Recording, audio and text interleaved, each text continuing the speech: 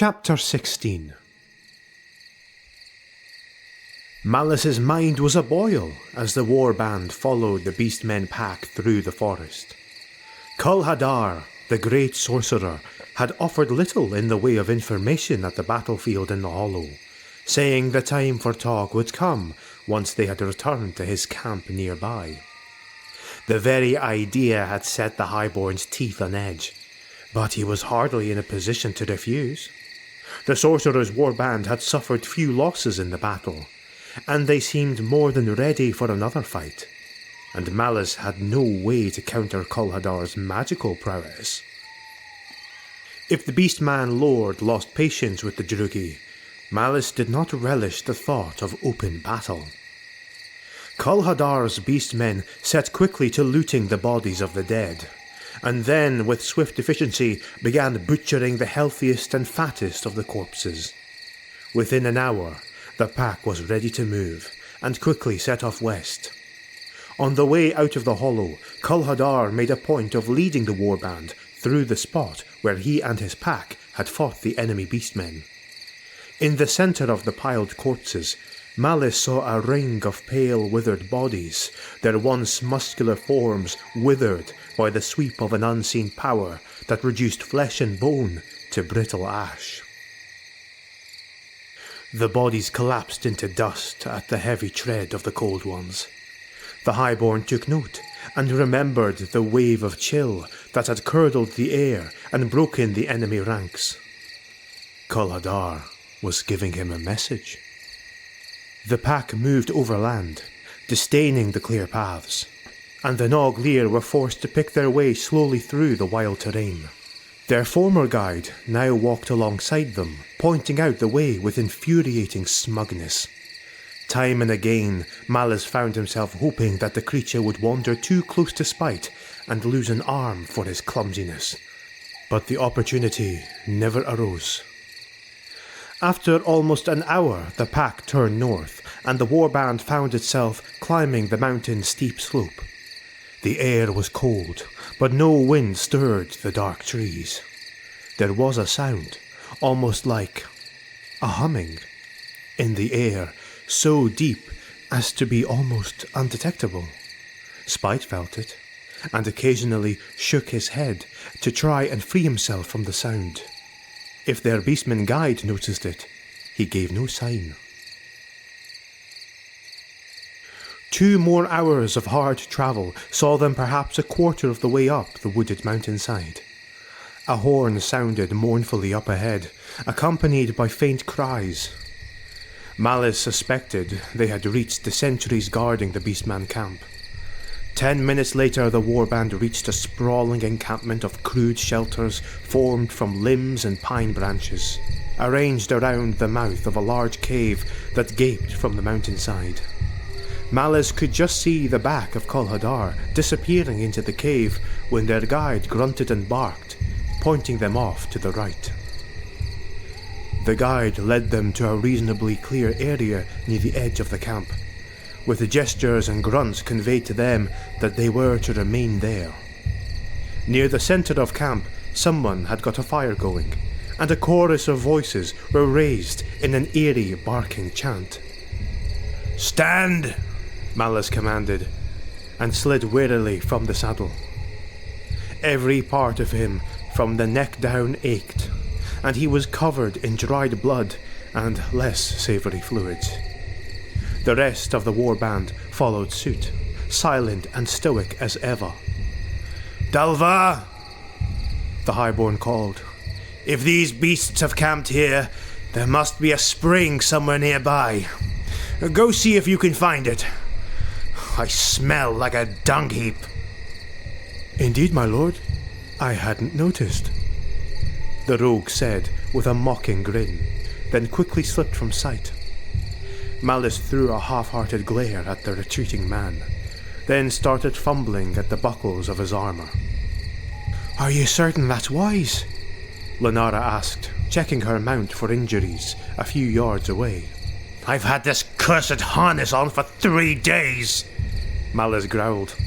"If the beastmen wanted to kill us, they'd have done it 3 hours ago. At this rate, the stink might do the work anyway. His pauldrons clattered to the ground, then his vambraces, then a moment later his breast and backplates. The highborn straightened with a sigh, savouring the cold air on the sweat-soaked sleeves of his robes. He ran a hand through matted and crusty hair, and scrubbed bits of gore from his cheeks. Not a bad look for social occasions, or the odd negotiation, he mused. But I wouldn't recommend it for days on end. What's our situation, Renara? He asked as he tried to untangle his hair. One dead. Minor wounds for everyone else. The Noglir are in good shape, but they're getting thin again. A pity we couldn't have fed them back at the Hollow. Kulhadar probably wouldn't have cared, but I didn't think to ask. Ammunition is running low for the crossbows, as well as food and water. Also, we appear to be camped in the middle of an entire mob of beastmen. I'd noticed the last part myself, Malus answered darkly. What, then, are we doing here, my lord? We're here to see Kulhadar, the Highborn replied. It appears that when Uriel wrote to take the skull to Kulhadar in the north, he was referring to the Beastman Sorcerer. How he knew of Hadar is a mystery. Perhaps Hadar himself can enlighten me. Or perhaps not. Well, what are we going to do now? I'm going to talk to Hadar, of course, Malus snapped. Obviously, he's interested in negotiations of some kind, or he wouldn't have brought us to his camp. I suspect he's after the skull, but we'll see. In the meantime, rest the men and the mounts. I expect we'll know something before long. As it happened, Kulhadar kept them waiting for another 3 hours, while the flames in the centre of the camp grew into a bonfire, and the smell of roasted meat filled the air. Dalvar found the spring quickly enough, and Malus took the opportunity to get himself and his warband cleaned and fed. By the time the Beastman guide came and beckoned for Malus to follow, Vanir and Dalvar were standing watch over the camp, while the rest of the warband, Druki and Noglir alike, slept on the rocky ground. Once again, buckled into his armour, Malus trooped up the slope to the cave. Pale greenish light flickered fitfully at the cave entrance. The Highborn expected to find more colonies of glowing fungus, but was surprised to find the stone walls bare of life. Just beyond the cave entrance was a small chamber carpeted with rubbish and stinking of rotted meat. Bitter smoke hung near the cave ceiling, and the hulking shapes of beastmen slouched near the walls, eating noisily or swilling wine from huge leather skins. They eyed Malus with barely veiled hostility, as the guide led him through the chamber and down a rough, twisting passageway. The green light came from deeper in the complex of caves. The illumination grew stronger the deeper they went. Finally, the passage opened into another, larger cave.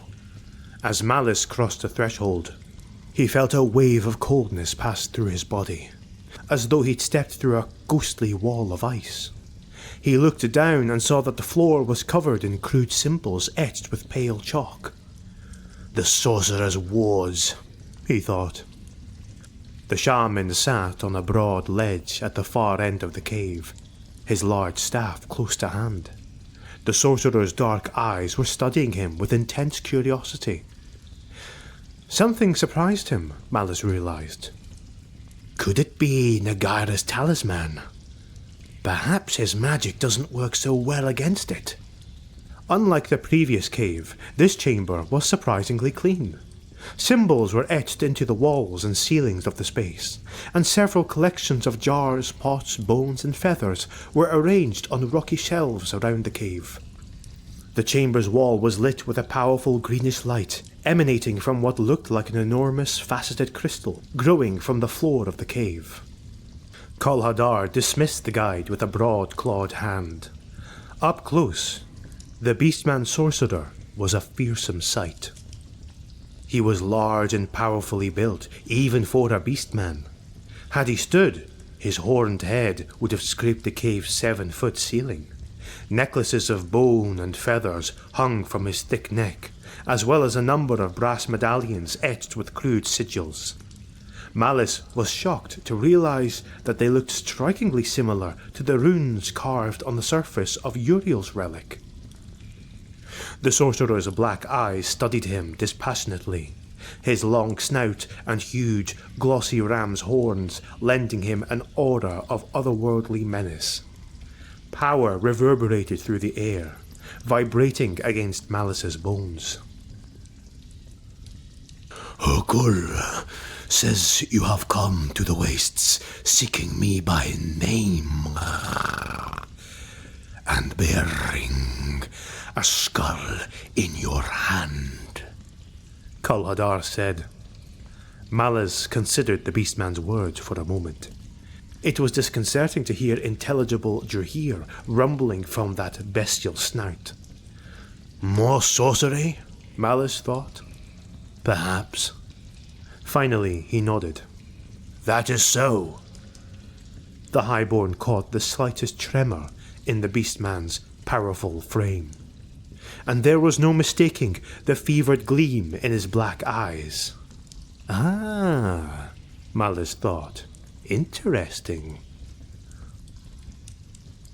And how did a lord such as yourself learn the name of Hadar? The shaman inquired, his eyes narrowing suspiciously. Malus affected a shrug. I took the skull and some papers from a Druki sorcerer, he replied. The papers spoke of many things I did not understand, but they also mentioned you. Hadar considered this. And what do you want of me, Druki? I want the power locked in the temple, the same as you. The shaman studied him for several heartbeats, then chuckled deep in his chest. I have been the Kul, the shaman lord of my herd for many years, Druki. I took this mountain for my own and studied the temple when other lords took their herd to pillage the soft kingdoms of men. I know the way past the gate of infinity, and the skull of Erenlish is the key. Long have I searched the wastes for it, making pacts with many dark powers for clues to its whereabouts. At last, I learned of its resting place in an ancient city by the sea. But when I reached the ruins, a band of Druki rogues had got there before me and spirited the relic away. The shaman's gaze glittered with thwarted ambition. But now, the ruinous powers have brought you and the relic back into my grasp. Hadar chuckled again, savouring some private amusement. The gods are fickle beings, Lord Malus. I will help you pass the gate, Druki, but my aid does not come without a price. And now we get to the heart of the matter, Malus thought. If the skull was all you needed, we wouldn't be speaking to one another right now. You'd be roasting me on that fire outside. What do you wish? Hadar leaned forward, propping his elbows on his furred knees. At first, my herd obeyed my will. and served me faithfully as I struggled against the magical defenses of the temple. Aside from the great power contained within, the inner sanctum of the temple is heaved with treasure, or so the legends tell it. For a time, the promise of wealth was enough. But as the years went by, without glorious raids or the sweet taste of foaming flesh, my heart grew restless. They began to think me weak and foolish. Malus nodded, permitting himself a thin smile. I know too well what you speak of, Kulhadar. When I learned at last of the skull's resting place, I gathered my champions and journeyed to the lost city.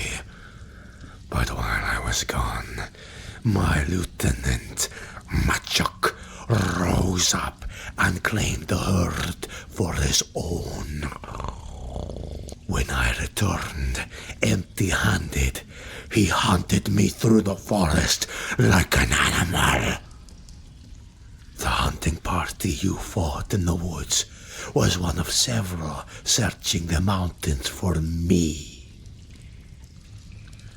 The shaman indicated the sigils carved into the walls of the chamber.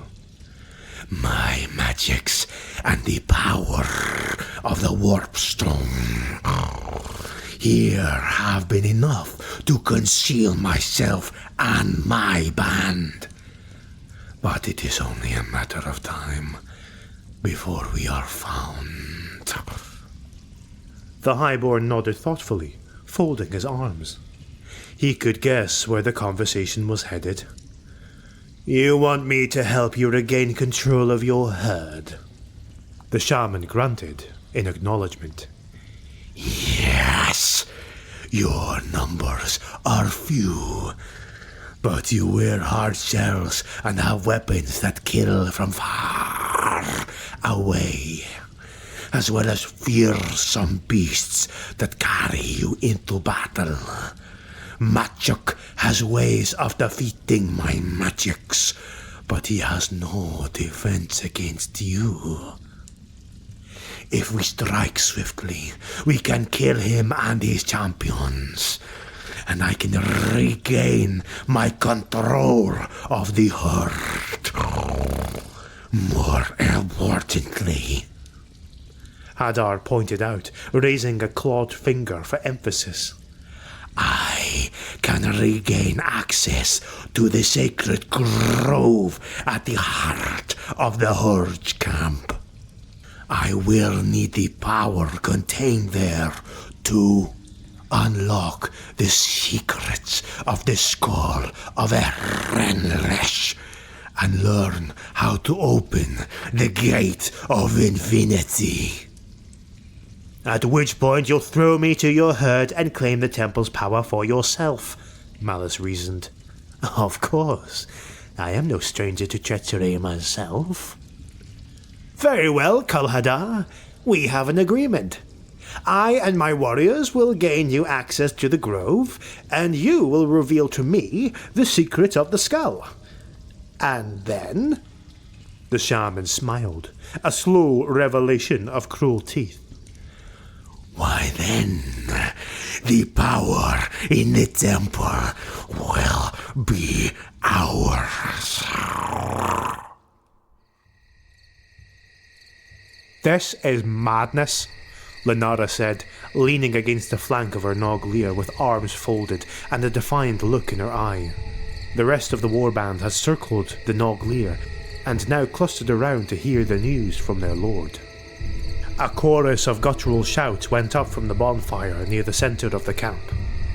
Evidently, Hadar had passed word of his newfound alliance down to his champions. With all the noise, Malus could feel confident that they weren't being overheard.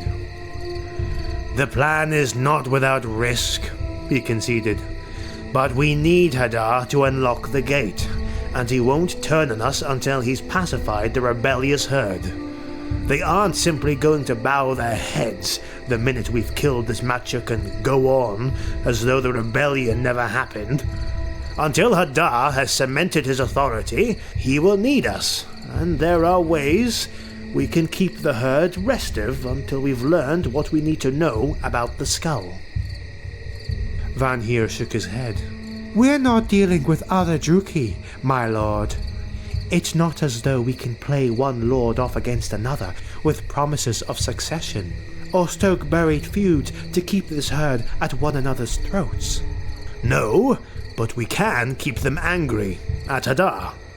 Enough that he remains uncertain of his authority, Malus replied. From what he told me, the herd has resented him for years. They won't be happy returning to his rule, no matter how many warriors he has on hand. But this time, he can promise them the treasures of the temple, Dalvar pointed out. He's promised them that in the past. They won't be convinced until he's shown them the treasure. And by that point, we'll have learned what we need to know and beaten him to it. And how exactly are we going to do that? Lenara inquired. None of us are sorcerers. The skull is not leaving my possession, Malus replied. I'll be there every moment Hadar is examining it. What he learns, I'll learn. I've already discovered that his protective wards don't work against me. Thanks to Nagaira's talisman. Tapped his breastplate over the spot where the magical orb rested. So it's possible I can kill him the moment I've learned what I need. Then we can escape.